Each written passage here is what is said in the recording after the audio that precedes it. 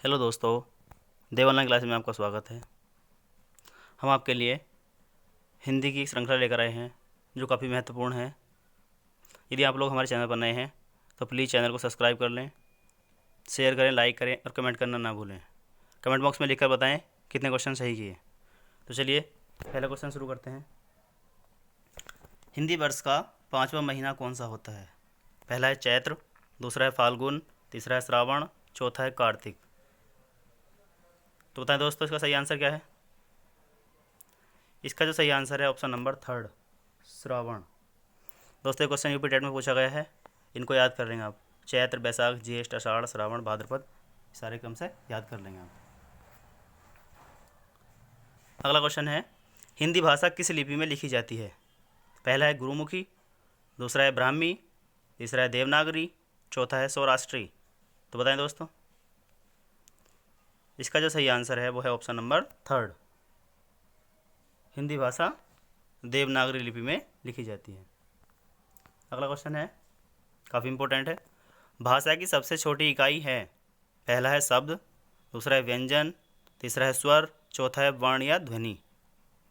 तो बताएं दोस्तों, इसका जो सही आंसर होगा ऑप्शन नंबर 4, वर्ण या ध्वनि भाषा की सबसे छोटी इकाई है। अगला क्वेश्चन है, हिंदी वर्णमाला में अयोगवाह वर्ण कौन से हैं? पहला है ए आ, दूसरा है ई बड़ी, फिर ऊ बड़ा ऊ, फिर अंग है। तो बताएं दोस्तों, इसका जो सही आंसर होगा ऑप्शन नंबर 4।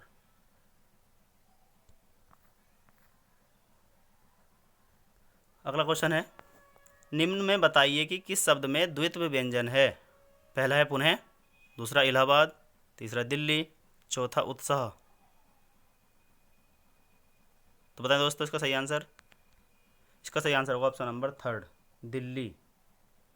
यदि कहीं पर एक शब्द पूरा मिले और एक शब्द आधा मिले, दोनों सेम होने चाहिए, तो वहाँ पे क्या होता है? द्वित्व व्यंजक होता है। जैसे यहाँ पे क्या है, आधा लय और पूरा लय।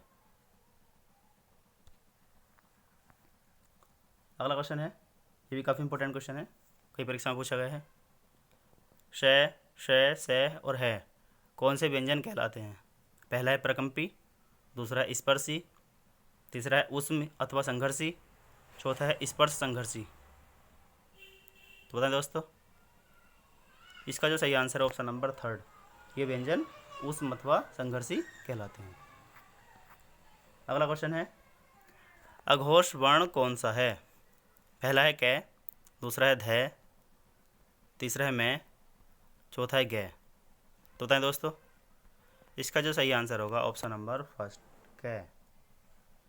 अघोष वर्ण क्या होते हैं?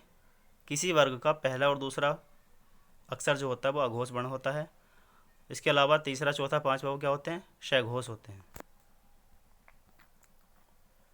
अगला क्वेश्चन है, घ उच्चारण स्थान कौन सा है? पहला है मूर्धन्य, फिर है कंठ, थर्ड है तालु, चौथा है दंत। तो बताएं दोस्तों, इसका जो सही आंसर होगा ऑप्शन नंबर 2, कंठ, क्योंकि कै वर्ग का है। कै, ख, ग, घ, न। ठीक है दोस्तों। अगला क्वेश्चन है, शुद्ध वर्तनी का चयन कीजिए।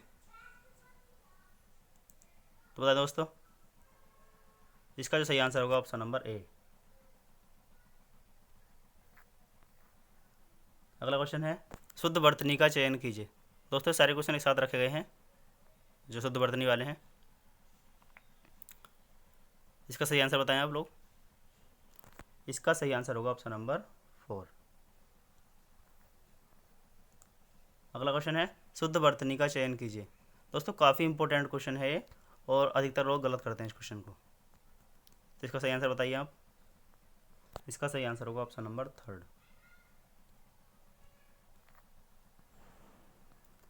अगला क्वेश्चन है, ये भी काफ़ी इंपॉर्टेंट है, वर्तनी की दृष्टि से कौन सा शब्द सही है?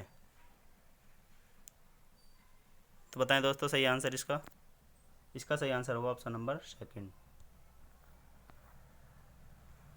अगला क्वेश्चन है, शुद्ध वर्तनी का चयन कीजिए। तो बताएं दोस्तों, इसका जो सही आंसर होगा ऑप्शन नंबर 4, दोस्तों काफ़ी इंपॉर्टेंट हैं सब ये, इनको आप ध्यान रखें। अगला क्वेश्चन है, दो वर्णों के मेल से होने वाले विकार को कहते हैं। पहला है संधि, दूसरा है समास, तीसरा है उपसर्ग, चौथा है प्रत्यय। तो दोस्तों इसका सही आंसर ऑप्शन नंबर ए, दो वर्णों के मेल से होने वाले विकार को संधि कहते हैं। जबकि समास का शाब्दिक अर्थ संक्षेप होता है, उपसर्ग पहले जोड़े जाते हैं शब्दों के पहले, और प्रत्यय अंत में जोड़े जाते हैं। अगला क्वेश्चन है, पवन का संधि विच्छेद क्या है? पहला है पै प्लस अवन, दूसरा है पै प्लस वन, तीसरा है पो प्लस अन, चौथा है पो प्लस पौ प्लस अन। तो बताएं दोस्तों इसका सही आंसर क्या होगा? इसका सही आंसर होगा ऑप्शन नंबर थर्ड, पो प्लस अन। अगर ये होता पावन तो इसका जो सही आंसर होता ऑप्शन नंबर फोर्थ होता। अगर अंड आ गया तो डबल मात्रा आ जाती है। अगला क्वेश्चन है, मतैक्य में कौन सी संधि है? पहला है दीर्घ, दूसरा है यण, तीसरा है गुण, चौथा है वृद्धि। तो बताएं दोस्तों इसका जो सही आंसर है ऑप्शन नंबर फोर, क्योंकि यहाँ पे दो मात्रा है, तो दो मात्रा होने के कारण क्या होगा, इसमें वृद्धि संधि हो जाएगी। अगला क्वेश्चन है, समास का शाब्दिक अर्थ होता है। पहला है संक्षेप, दूसरा है विस्तार, तीसरा है विग्रह, चौथा है विच्छेद। तो बताएं दोस्तों इसका जो सही आंसर है ऑप्शन नंबर फर्स्ट, संक्षेप। समास का शाब्दिक अर्थ संक्षेप होता है।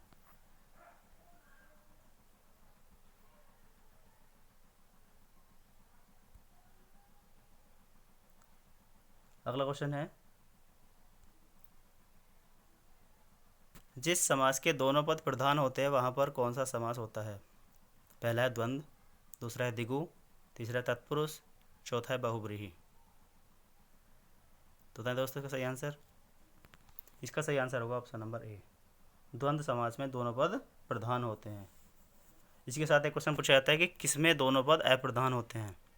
तो इसका सही आंसर होगा ऑप्शन नंबर फोर, बहुब्रीहि में दोनों पद अप्रधान होते हैं।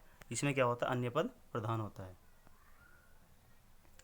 अगला क्वेश्चन है, युधिष्ठिर में कौन सा समास है? पहला तत्पुरुष, दूसरा बहुब्रीहि, तीसरा अलुक, चौथा कर्मधारय। तो बताएं दोस्तों इसका सही आंसर है ऑप्शन नंबर सेकंड, बहुब्रीहि समास। युद्ध में है जो स्थिर, अर्थात युधिष्ठिर की ओर जाता है, तो क्या कर रहा है, अन्य पद की प्रधानता बता रहे हैं। अगला क्वेश्चन है, विशेषण तथा विशेष्य के योग से कौन सा समास बनता है? पहला है द्विगु, दूसरा है द्वंद्व, तीसरा है कर्मधारय, चौथा है तत्पुरुष। तो बताएं दोस्तों इसका जो सही आंसर है ऑप्शन नंबर थर्ड, कर्मधारय में क्या होता है, विशेषण और विशेष्य का योग होता है। जिसे कमल नयन, अर्थात कमल के समान नयन। दोस्तों इसकी बात हम पहले कर चुके हैं। देखें, जिस समास के दोनों पद अप्रधान होते हैं वहाँ पर कौन सा समास होता है?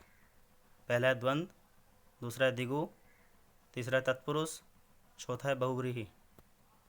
तो दोस्तों इस क्वेश्चन का आंसर आप लोग कमेंट बॉक्स में लिखकर बताएंगे। अगला क्वेश्चन है, संस्कृत के ऐसे शब्द जिन्हें हम ज्यों का त्यों प्रयोग में लाते हैं कहलाते हैं। पहला है तत्सम, दूसरा है तद्भव, तीसरा है देशज, चौथा है विदेशज। तो बताएं दोस्तों सही आंसर? इसका जो सही आंसर है वो है ऑप्शन नंबर ए, तत्सम शब्द को हम, संस्कृत के ऐसे शब्द होते हैं जिनका हम ज्योगात्मक प्रयोग करते हैं, शुद्ध रूप होता है बिल्कुल। अगला क्वेश्चन है, निम्नलिखित में कौन सा शब्द देशज है? पहला है अग्नि, दूसरा है प्रार्थना, तीसरा है खेत, चौथा है लोटा। तो बताएं दोस्तों इसका जो सही आंसर है ऑप्शन नंबर फोर, लोटा देशज शब्द है। अगला क्वेश्चन है, अलमारी किस भाषा का शब्द है?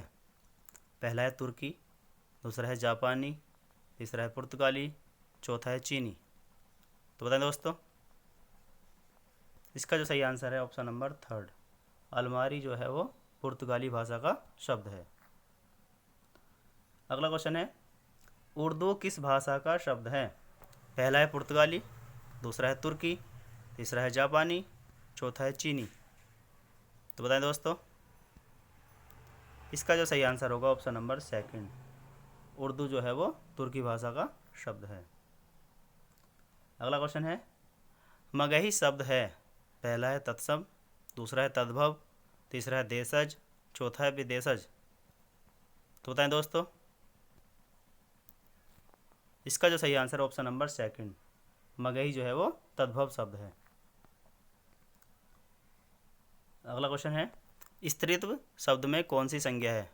पहला है जातिवाचक संज्ञा, दूसरा है व्यक्तिवाचक संज्ञा, तीसरा है भाववाचक संज्ञा, चौथा है द्रव्यवाचक संज्ञा। तो बताएं दोस्तों, इसका जो सही आंसर होगा ऑप्शन नंबर थर्ड, स्त्रीत्व में भाववाचक संज्ञा है। अगला क्वेश्चन है, निम्नलिखित में कौन सा शब्द व्यक्तिवाचक संज्ञा है? पहला है गाय, दूसरा है पहाड़, तीसरा है यमुना, चौथा है आम। तो बताएं दोस्तों, इसका जो सही आंसर होगा ऑप्शन नंबर थर्ड, यमुना जो है वो व्यक्तिवाचक संज्ञा का उदाहरण है, जबकि अन्य सभी क्या है? जातिवाचक संज्ञा के उदाहरण है। अगला क्वेश्चन है, ये क्वेश्चन काफ़ी इंपॉर्टेंट है, अधिकतर लोग इसको गलत करते हैं। कवि का स्त्रीलिंग है, कई बार ये क्वेश्चन शुद्ध करने के लिए पूछा जाता है। पहला है कवियत्री, दूसरा है कवित्री, तीसरा है कवियत्री, चौथा है कवियत्री। तो बताएं दोस्तों, इसका जो सही आंसर है ऑप्शन नंबर थर्ड, ये काफ़ी इंपॉर्टेंट क्वेश्चन है, इन क्वेश्चन को आप नोट कर लिया करें। आज की वीडियो का अंतिम क्वेश्चन, चिड़िया आकाश में उड़ रही है, इस वाक्य में उड़ रही क्रिया किस प्रकार की है? पहला है अकर्मक, दूसरा है सकर्मक, तीसरा है समापिका, चौथा है असमापिका। तो बताएं दोस्तों, इसका जो सही आंसर है ऑप्शन नंबर फर्स्ट, अकर्मक। मतलब अकर्मक क्रिया कौन सी होती है? जिसके साथ कर्म नहीं होता। और सकर्मक क्रिया कौन सी है? जिसके साथ कर्म भी होता है। तो यहाँ पे क्या, चिड़िया आकाश में उड़ रही है, क्यों उड़ रही है, कैसे उड़ रही है, पता नहीं है ना, इसका मतलब क्या है? अकर्मक क्रिया है। तो दोस्तों, आशा करते हैं आपको हमारा वीडियो पसंद आया होगा। यदि आपको वीडियो पसंद आया हो तो इसको अधिक से अधिक शेयर करें, लाइक करें, कमेंट करना ना भूलें और अपनी तैयारी कंटिन्यू रखें। Thank you for watching this video.